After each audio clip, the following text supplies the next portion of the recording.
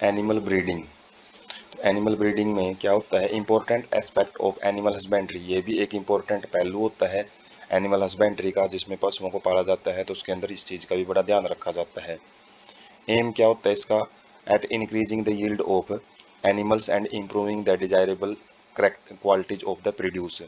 तो इसके अंदर क्या किया जाता है, जो एनिमल्स हैं उनकी जो संख्या है, उनसे जो पैदावार वगैरह है उनको बढ़ाना, और साथ में जो प्रोड्यूस जो प्रोडक्ट वगैरह है वो देते हैं उनकी क्वालिटी में सुधार करना, मनचाहे सुधार करना, वो एनिमल ब्रीडिंग से ही पॉसिबल होते हैं। ब्रीड क्या है, नस्ल जिसको बोलते हैं, एक group of animal related by decent. मतलब क्या है इसका, कि एक ग्रुप होता है एनिमल्स का जो कि रिलेटेड बाय डिसेंट, डिसेंट का मतलब जिनके जो वंशज हैं वो एक जैसे होते हैं, सिमिलर इन मोस्ट करेक्टर। तो काफ़ी सारे करेक्टर में सिमिलरिटी पाई जाती है, जैसे उनकी जर्नल अपीयरेंस, जो बाहर से उनको देखने से बता सकते हैं, फीचर्स उनके जो अलग अलग लक्षण हैं, साइज हैं, कॉन्फ़िगरेशन है, तो बॉडी स्ट्रक्चर है जो वो एक ही जैसी दिखाई देती हैं, तो उसको नस्ल बोला जाता है, ब्रीड बोला जाता है। इन ब्रीडिंग क्या होता है, when breeding is between animals of same breed, जब एक ही नस्ल के बीच में जो ब्रीडिंग करवाई जाती है उसको इन ब्रीडिंग बोलते हैं। आउट ब्रीडिंग क्या होता है, जब अलग अलग नस्लों के बीच में, स्पीसीज ये एक ही है, एक ही स्पीसीज की अलग अलग नस्ल होती हैं, तो उनके बीच में, अलग अलग नस्लों के बीच में यदि क्रॉसिंग करवाया जाए, क्रॉसिंग का मतलब है जो गैमेट्स हैं वो अलग अलग नस्लों से लिए जाते हैं, एक एक जो मेल है वो अलग नस्ल से लिया जाता है, फीमेल अलग नस्ल से, उनसे फर्टिलाइजेशन करवाई जाती है, और जो एक हाइब्रिडाइज बनता है, कम्बिनेशन बनता है, तो एक नई स्पीसीज को वो रिप्रेजेंट करता है, एक नई नस्ल वहाँ पे बनती है। उसके बाद है ब्रीडिंग सिस्टम में इन ब्रीडिंग और आउट ब्रीडिंग, दो टाइप हैं इसके। और इन ब्रीडिंग में क्लोज ब्रीडिंग आ जाती है, जिसके अंदर जो बिल्कुल क्लोज रिलेटिव्स के बीच में हाइब्रिडाइजेशन करवाया जाता है। एक लाइन ब्रीडिंग आ जाती है, लाइन ब्रीडिंग का मतलब है एक जो वंशावली है, एक साइड से जो आ रही है फैमिली हिस्ट्री, तो उसमें उसके अंदर भी ब्रीडिंग करवाई जाती है। आउट ब्रीडिंग में प्योर ब्रीडिंग आ जाती है, लाइन क्रॉसिंग आ जाती है, out crossing, cross breeding, grading up, species hybridization. तो ये इसके अलग अलग टाइप होते हैं जो हायर क्लासेज में ज़्यादा पढ़ने को मिलते हैं। तो यहाँ से हम एक आइडिया ले सकते हैं कि ब्रीडिंग मेनली टू टाइप की होती है, और इनके अंदर जो मेन मकसद है इसका क्या होता है, वो क्वालिटी, और क्वालिटी को ज़्यादातर इंप्रूव करना होता है। उसके बाद इन ब्रीडिंग देखते हैं, mating of more closely related individual with in the same breed for 4 to 6 generation. तो 4 से 6 पीढ़ियों में, मतलब बिल्कुल कॉमन, बिल्कुल रिलेटेड एक दूसरे के साथ, जो मतलब जो ऑफस्प्रिंग्स हैं, जैसे एक ही पेरेंट्स के जो ऑफस्प्रिंग्स हैं, वो पीढ़ी दर पीढ़ी जब आगे बढ़ते रहते हैं तो उनके बीच में मेटिंग वगैरह वो करवाई जाती है। 4 to 6 जनरेशन का उनके बीच में रिलेशन रहना चाहिए, 4 पीढ़ियों का रिलेशन होता है उनके बीच में, इंडिविजुअल्स के बीच में। Superior males and superior females of same breed are identified and mated in pairs. तो जो नस्ल है उसके अंदर सुपीरियर मेल का मतलब है वो मेल जिसके अंदर अच्छे करेक्टर्स हैं, सुपीरियर फीमेल जो औरों से अच्छी फीमेल है, मतलब जिसके अंदर अच्छे करेक्टर हैं, तो उनकी जो ब्रीडिंग है, उनके जो उनके उनको आइडेंटिफाई किया जाता है पहले, और उसके बाद मेटिड का मतलब है उनके बीच में जो हाइब्रिडाइजेशन है, फर्टिलाइजेशन है, वो करवाई जाती है। सुपीरियर फीमेल क्या होती है, काऊ और बुफैलो, मतलब गाय या भैंस होती है जो कि ज़्यादा मिल्क है वो प्रोड्यूस कर सकती है, पर लैक्टेशन का मतलब है हर एक उसका जो लैक्टेशन पीरियड होता है, जो भी अलग अलग टाइम पीरियड में जो मिल्क प्रोडक्शन करती है, तो उसमें जो उसकी मिल्क है, उसकी जो क्वालिटी है और क्वांटिटी है वो ज़्यादा रहती है, उसको सुपीरियर फीमेल बोला जाता है। सुपीरियर मेल क्या हो जाता है, वो बुल आ जाते हैं इसके अंदर, which gives rise to superior progeny, जिसके जो आगे बच्चे होते हैं, बछड़े वगैरह होते हैं, वो कैसे मिलेंगे, वो बिल्कुल हष्ट पुष्ट मिलेंगे, हेल्थी मिलेंगे। Progeny obtained from such mating are evaluated and superior males and females among them are identified for further mating। तो इनकी जो प्रोजेनी है, जो ऐसे मेटिंग से, ऐसी फर्टिलाइजेशन से जो बनते हैं, उनको इवेलुएट, उनको जांचा परखा जाता है, अच्छे ढंग से उनकी पड़ताल की जाती है, और जो सुपीरियर मेल्स और फीमेल्स हैं अमंग दैम, तो उनके जो प्रोजेनी है उनके अंदर भी फिर ऐसे ही सुपीरियर मेल और फीमेल को सिलेक्ट किया जाता है, उनको आइडेंटिफाई किया जाता है, और उनकी फिर आगे मेटिंग करवाई जाती है। तो सिग्निफिकेंस क्या होता है इसका, इनब्रीडिंग इंक्रीज होमोजाइगसिटी। तो इसकी वजह से होमोजाइगसिटी का मतलब है जो प्योरिटी है वो बढ़ती है, कोई एक्स्ट्रा करैक्टर नहीं आता है। जो अच्छे गुण हैं उनकी मात्रा बढ़ती रहती है। Used to evolve a pure line in animal, और इसके द्वारा प्योर लाइन का मतलब है कि एक स्पेसिफिक करैक्टर हैं वही रहते हैं, कोई मिक्सअप वहाँ पे देखने को मिलता है। उनको विकास करने के लिए, उनका विकास करने के लिए इनब्रीडिंग यूज की जा सकती है। लेकिन इसके कुछ नुकसान भी हैं। नुकसान क्या है? Helps in accumulation of superior genes and elimination of less desirable genes. तो इसमें सुपीरियर जीन्स हैं वो इसमें इकट्ठे होते रहते हैं, वो तो अच्छी बात है, लेकिन लेस डिजायरेबल जीन्स हैं वो इसके अंदर खत्म होते रहते हैं। Exposes harmful recessive genes that are eliminated by selection. तो इसके अंदर क्या होता है, हम ऐसे हार्मफुल रिसेसिव जीन इकट्ठे होते रहते हैं जिसको हम इनब्रीडिंग डिप्रेशन भी बोलते हैं, जिसके अंदर जो ज़्यादातर जो डिजीज होती हैं जेनेटिक डिसऑर्डर वो रिसेसिव फॉर्म में पाई जाती हैं। और यदि होमोजाइगसिटी इंक्रीज हो रही है तो रिसेसिवनेस भी, वो रिसेसिव के भी होमोजाइगस नेचर के आने के बहुत ज़्यादा चांस हो जाते हैं, और जिसकी वजह से जो डिजीज है वो देखने को मिलेगी। That are eliminated by selection, तो जिसको हम सिलेक्शन के द्वारा एलिमिनेट कर सकते हैं। इनब्रीडिंग डिप्रेशन वही है, continuous and close breeding reduce fertility. तो इससे क्या है, जो फर्टिलिटी है, मतलब जो अच्छे ऑफस्प्रिंग पैदा करने की जो कैपेसिटी है वो कम होती जाती है, और जिसकी वजह से जो पैदावार है, जो अलग अलग नस्ल हैं उनकी जो संख्या है वो भी कम हो जाती है। सॉल्यूशन क्या है इसका? Selected animals of the breeding population should be mated with unrelated superior animals of the same breed. इसमें क्या किया जाता है, एनिमल्स का सिलेक्शन इस बेस पे किया जाता है कि सुपीरियर हैं वो, लेकिन उनकी जो मेटिंग है अनरिलेटेड सुपीरियर एनिमल्स के साथ ही करवाई जाती है। मतलब वो 4 to 6 जनरेशन तक रिलेटेड नहीं होनी चाहिए एक दूसरे के साथ।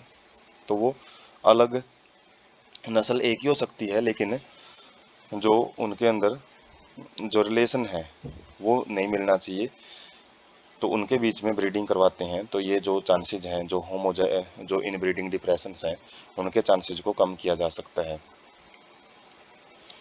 आउट ब्रीडिंग क्या होती है? Breeding of unrelated animals which may be between individuals of same breed. तो इसमें क्या किया जाता है, अनरिलेटेड मतलब कोई रिलेशन नहीं होता इनके अंदर, तो उनके बीच में, इंडिविजुअल्स के बीच में मेटिंग है वो करवाई जाती है, ब्रीडिंग करवाई जाती है, और उनकी नस्ल एक ही होती है। तो टाइप क्या होते हैं इसके? आउट क्रॉसिंग, क्रॉस ब्रीडिंग और इंटर स्पेसिफिक हाइब्रिडाइजेशन, ये इसके अंदर आ जाते हैं आउट ब्रीडिंग में। तो आउट क्रॉसिंग क्या होता है? Practice of mating of animals within same breed but having no common ancestor on either side of their pedigree. Pedigree का मतलब family history up to 4 to 6 generation, मतलब 4 से 6 generation तक उनका कोई कॉमन एंसेस्टर, मतलब उनका कोई पूर्वज एक नहीं होना चाहिए, मतलब एक पूर्वज की संतान नहीं होनी चाहिए, वो 4 से 6 जनरेशन तक उनके पूर्वज मिलने नहीं चाहिए आपस में। तो उन एनिमल्स के बीच में मेटिंग करवाई जाती है इसमें। और जो best breeding method for animals with low milk productivity, growth rate in the beef cattle etcetera. तो इसको बहुत ज़्यादा इस्तेमाल किया जाता है किन एनिमल्स में, जिनकी जो लो मिल्क प्रोडक्टिविटी होती है, दुग्ध उत्पादन कम होता है। Growth rate in beef, beef का मतलब होता है जो मांस होता है मवेशियों से जो यूज किया जाता है, तो उसका जो ग्रोथ रेट है यदि वो कम है तो उनके अंदर ये बड़ा अच्छा एक स्टेप होता है जिसके द्वारा जो प्रोडक्शन है वो बढ़ाया जा सकता है। इसके अंदर ये single out cross often help to overcome inbreeding depression. जो इनब्रीडिंग डिप्रेशन देखा है हमने कि जिसके अंदर जो जेनेटिक डिसऑर्डर आने के चांसेस हैं वो बढ़ जाते हैं, बीमारी आने के चांस बढ़ते रहते हैं, तो उसको भी इस चीज़ के द्वारा सोल्व किया जा सकता है।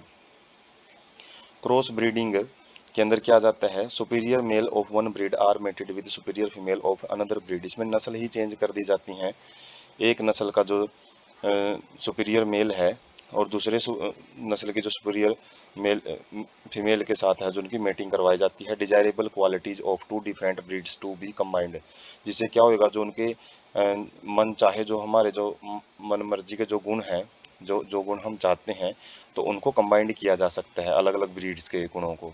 प्रोजेनी हाइब्रिड, जो उनसे प्रोजेनी ऑफस्प्रिंग बनते हैं वो एक मिक्स नस्ल के होते हैं, और जो कमर्शियल प्रोडक्शन पे यूज किए जाते हैं, मतलब व्यापारिक पैमाने पे फिर उनका इस्तेमाल किया जाता है।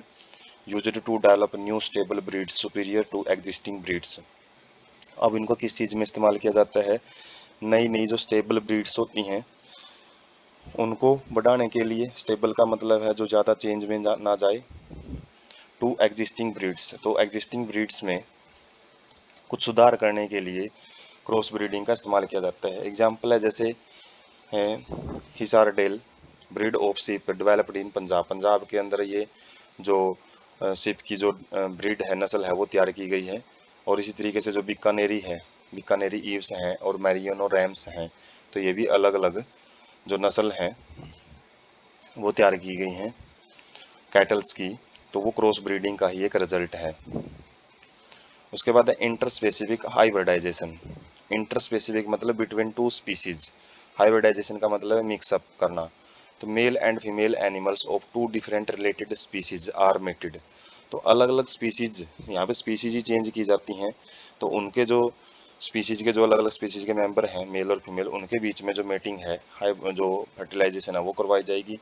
प्रोजेनी में combine desirable features of both parents, तो जो बच्चे हैं उनके अंदर दोनों माता पिता हैं उनके करेक्टर्स, जो डिजायरेबल करेक्टर्स हैं, जो हम मनचाहे करेक्टर्स हैं, वो लेके आ सकते हैं।